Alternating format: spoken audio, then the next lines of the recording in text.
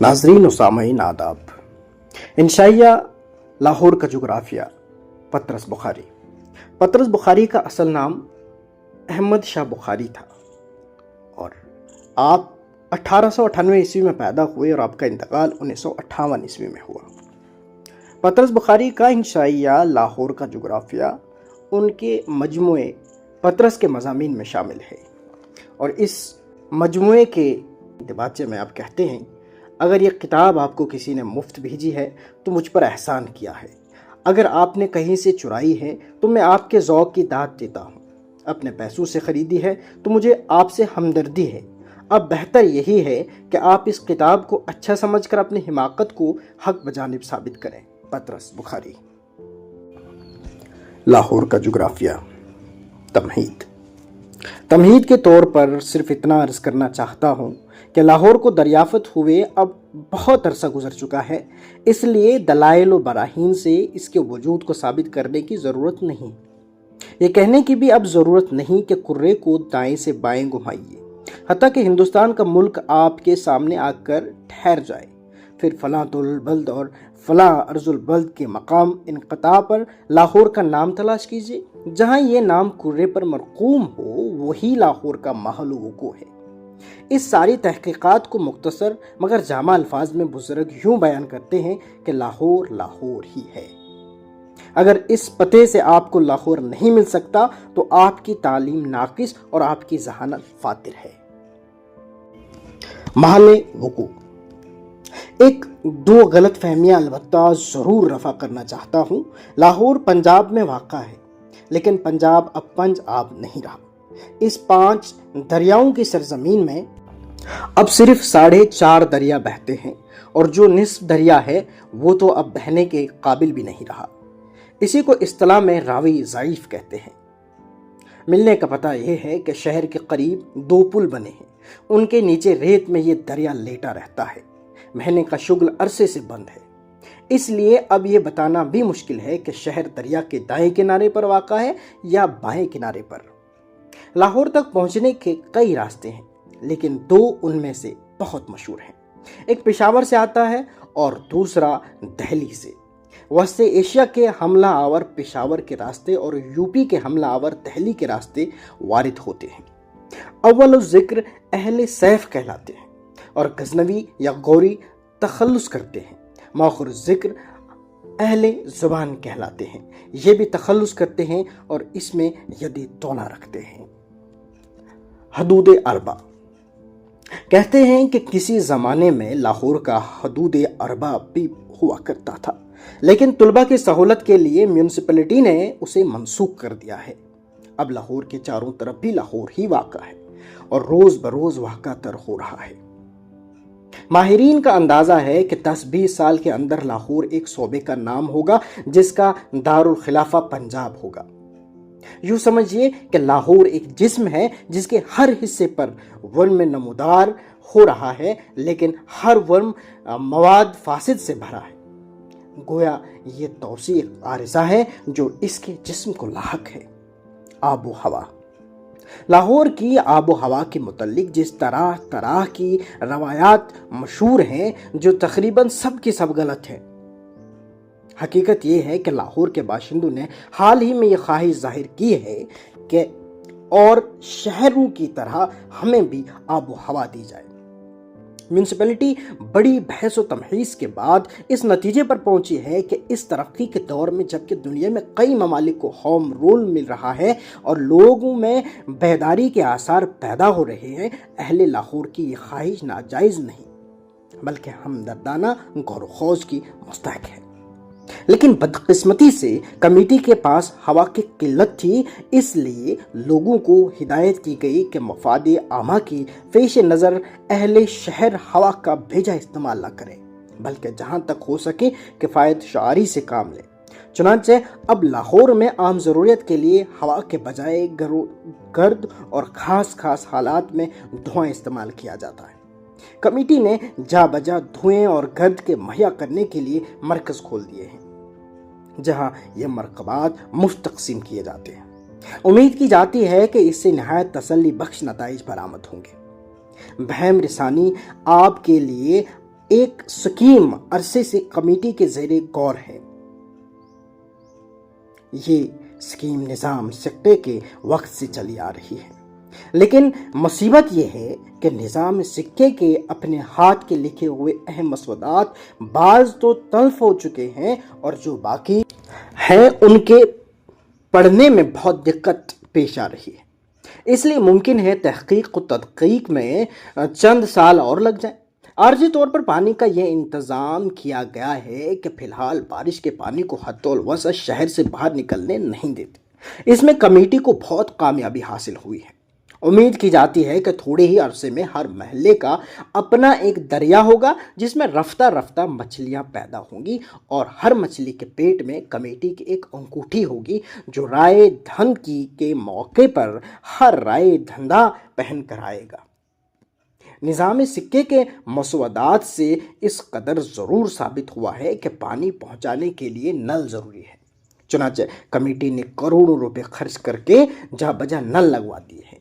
فی الحال ان میں ہائیڈروجن اور آکسیجن بھری ہے، لیکن ماہرین کی رائے ہے کہ ایک نہ ایک دن یہ گیسیں ضرور مل کر پانی بن جائیں گی۔ چنانچہ بعض نلوں میں اب بھی چند قطرے روزانہ ٹپکتے ہیں۔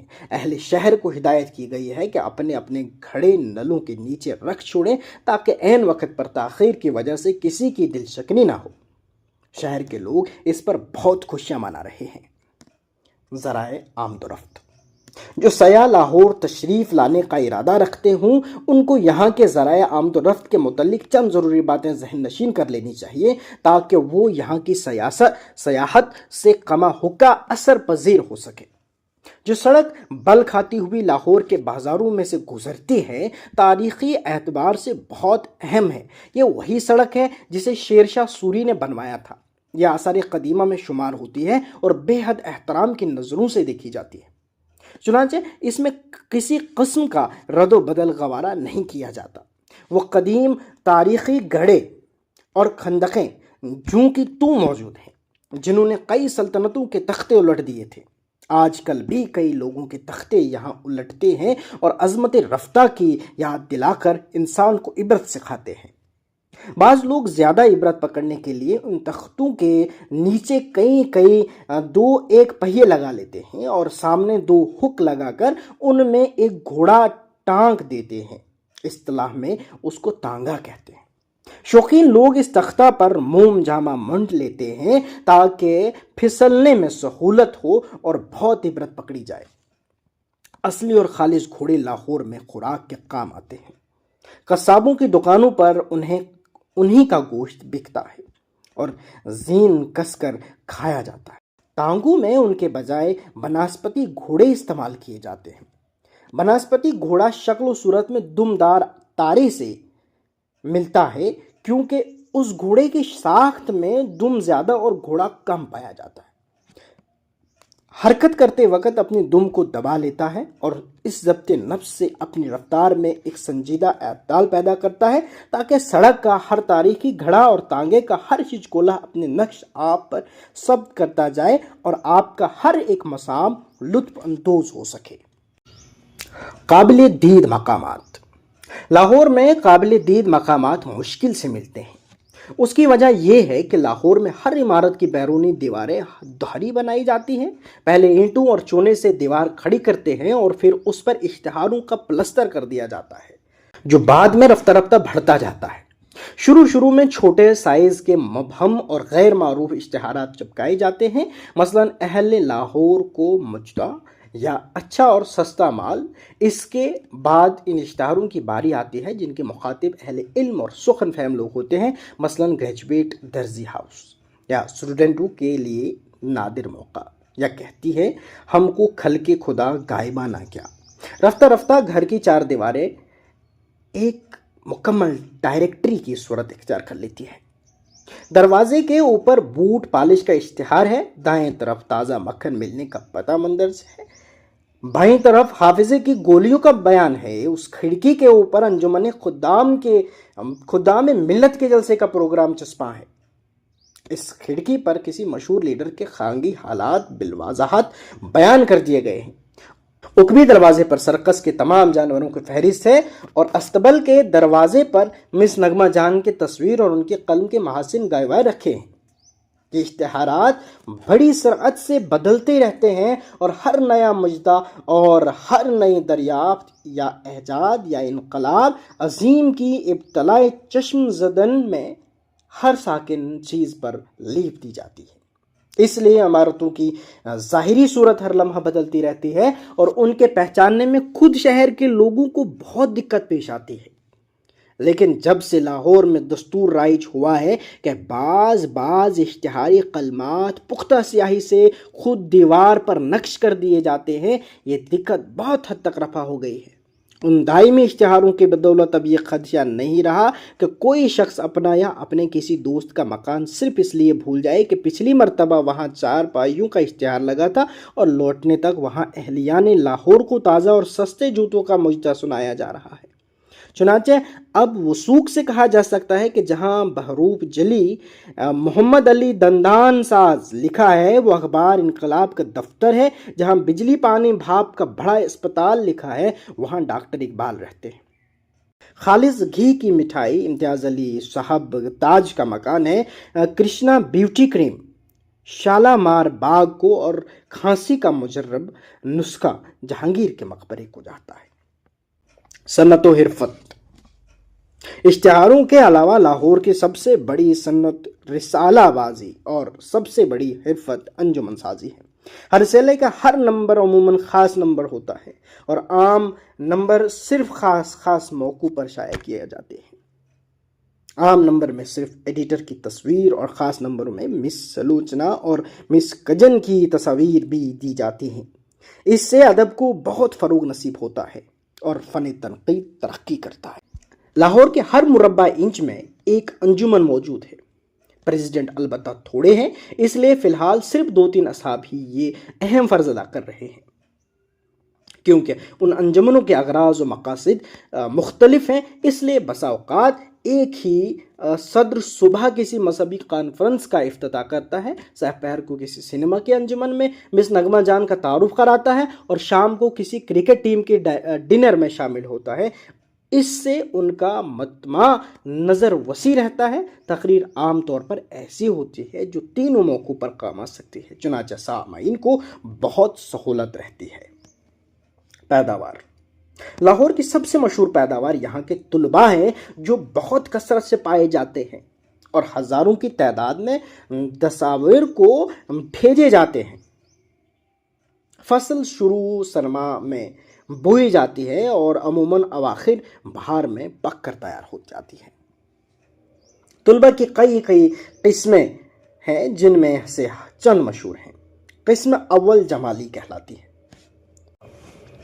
یہ طلباء عام طور پر پہلے درزیوں کے ہاں تیار ہوتے ہیں، بعد ازاں دھوبی اور پھر نائی کے پاس بھیجے جاتے ہیں اور اس عمل کے بعد کسی ریستوران میں ان کی نمائش کی جاتی ہے، غروب آفتاب کے بعد کسی سنیما یا سنیما کے گرد نواح میں۔ رخ روشن کے آگے شمع رکھ کر وہ یہ کہتے ہیں، رخ روشن کے آگے شمع رکھ کر وہ یہ کہتے ہیں، ادھر جاتا ہے دیکھیں یا ادھر پروانہ آتا ہے۔ شمعیں کئی ہوتی ہیں لیکن سب کی تصاویر ایک البم میں جمع کر کے اپنے پاس رکھ چھوڑتے ہیں اور تعطیلات میں ایک ایک کو خط لکھتے رہتے ہیں۔ دوسری قسم جلالی طلباء کی ہے۔ ان کا شجرہ جلال الدین اکبر سے جا ملتا ہے، اس لیے ہندوستان کا تخت و تاج ان کی ملکیت سمجھا جاتا ہے۔ شام کے وقت چند مصاحبوں کو ساتھ لیے نکلتے ہیں اور جود و سخا کے خم لڑھاتے پھرتے ہیں۔ کالج کی خوراک انہیں راس نہیں آتی، اس لیے ہاسٹل میں فروکش نہیں ہوتے۔ تیسری قسم خیالی طلباء کی ہے۔ یہ اکثر روح پر اخلاق اور آواگون اور جمہوریت پر باواز تیسری قسم خیالی طلباء کی ہے۔ یہ اکثر روح پر اخلاق اور آواگون اور جمہوریت پر باواز بلند تبادلہ خیال کرتے پائے جاتے ہیں اور آفرینشی اور نفسیات جنسی کے متعلق نئے نظریے پیش کرتے رہتے ہیں۔ صحت جسمانی کو ارتقائی انسانی کے لیے ضروری سمجھتے ہیں، اس لیے صبح 5-6 ڈھنڈ پیلتے ہیں اور شام کو ہاسٹل کی چھت پر گہرے سانس لیتے ہیں۔ گاتے ضرور ہیں لیکن اکثر بے سرے ہوتے ہیں۔ چوتھی قسم خالی طلباء کی ہے۔ یہ طلباء کی خالص ترین قسم ہے۔ ان کا دامن کسی قسم کی آلائش سے تر ہونے نہیں پاتا۔ کتابیں، امتحانات، مطالعہ اور اس قسم کے خرچ سے کبھی ان کی زندگی میں خلل انداز نہیں ہوتے۔ جس معصومیت کو ساتھ لے کر کالج میں پہنچے تھے اسے آخر تک ملوث ہونے نہیں دیتے، اور تعلیم اور نصاب اور درس کے ہنگاموں میں اس طرح زندگی بسر کرتے ہیں جس طرح 32 دانتوں میں زبان رہتی ہے۔ پچھلے چند سالوں سے طلباء کی ایک اور قسم بھی دکھائی دینے لگی ہے، لیکن ان کو اچھی طرح دیکھنے کے لیے مہذب شیشے کا استعمال ضروری ہے۔ یہ لوگ ہیں جنہیں ریل کا ٹکٹ نصف قیمت پر ملتا ہے، اور اگر چاہیں تو اپنی انا ساتھ زنانے ڈبے میں بھی سفر کر سکتے ہیں۔ ان کی وجہ سے اب یونیورسٹی کالجوں پر شرط عائد کر دی ہے کہ آئندہ صرف وہی لوگ پروفیسر مقرر کیے جائیں جو دودھ پلانے والے جانوروں میں سے ہوں۔